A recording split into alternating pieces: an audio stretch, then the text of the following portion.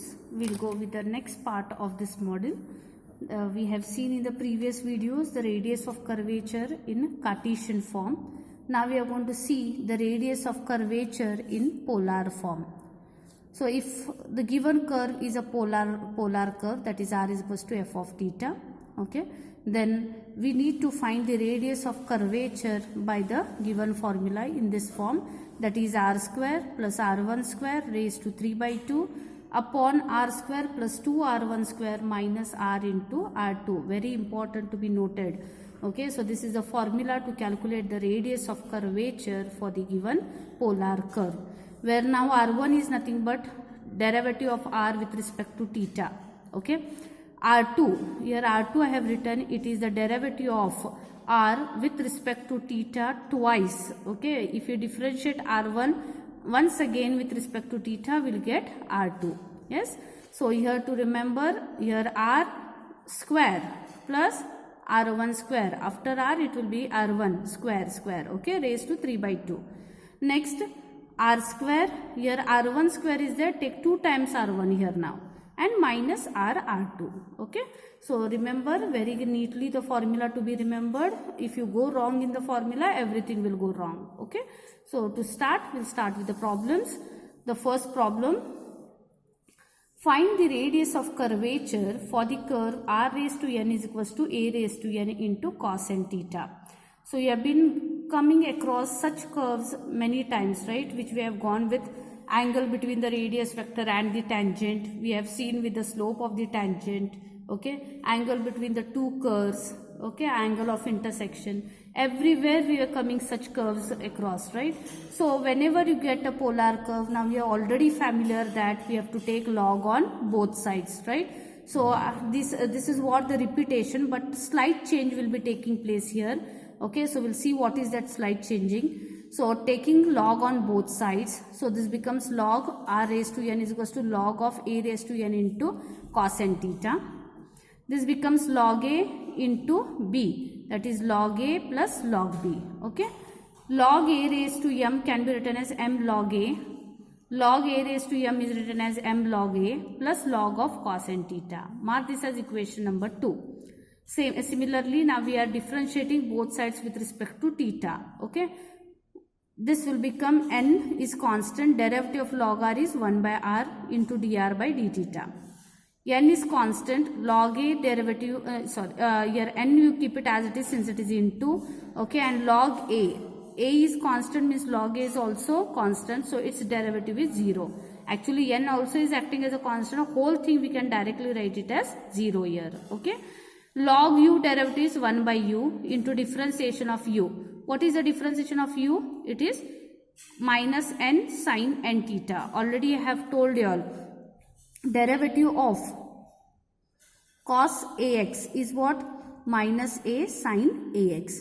So in place of a it is n, in place of x it is theta. Okay, so this is what I have written. Yeah, next.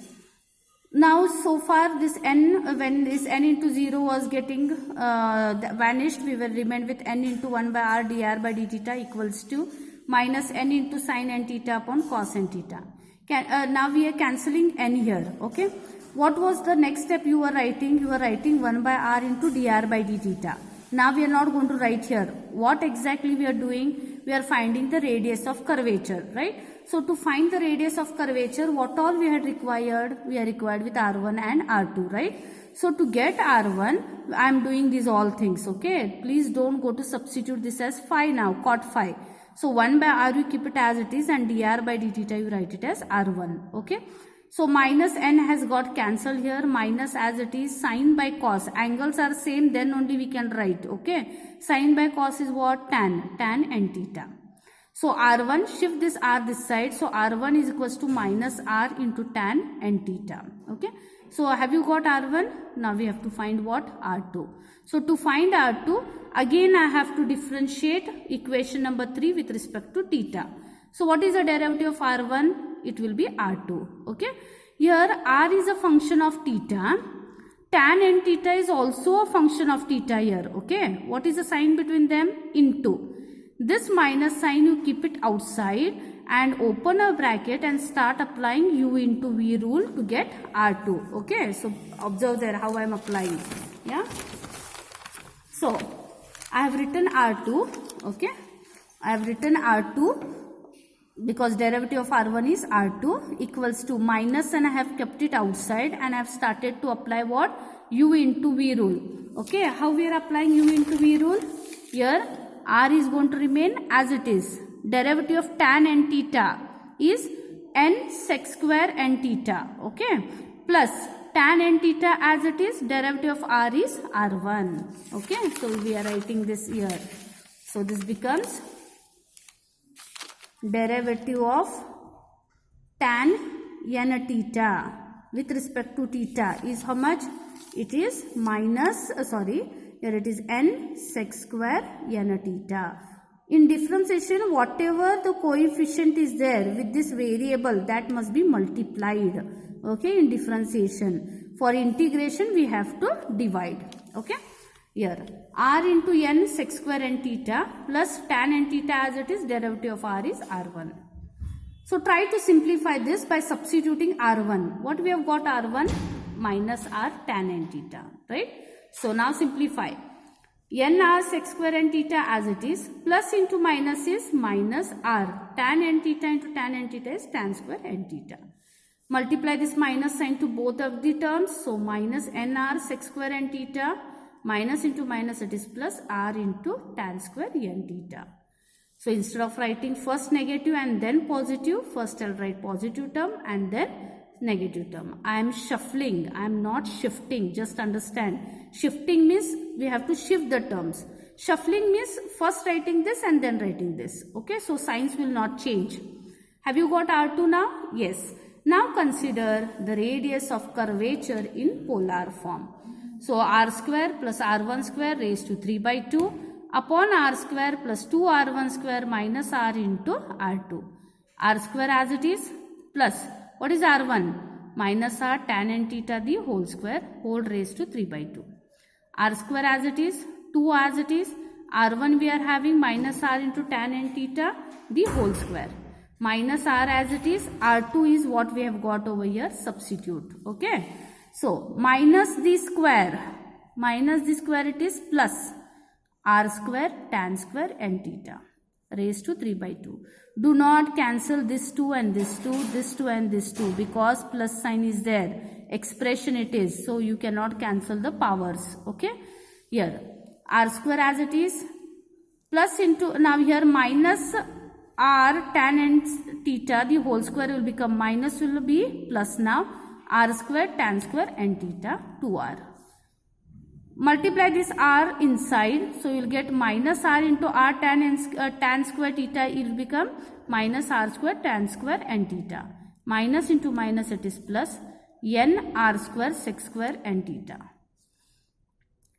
R square, both terms are having r square, so take r square common.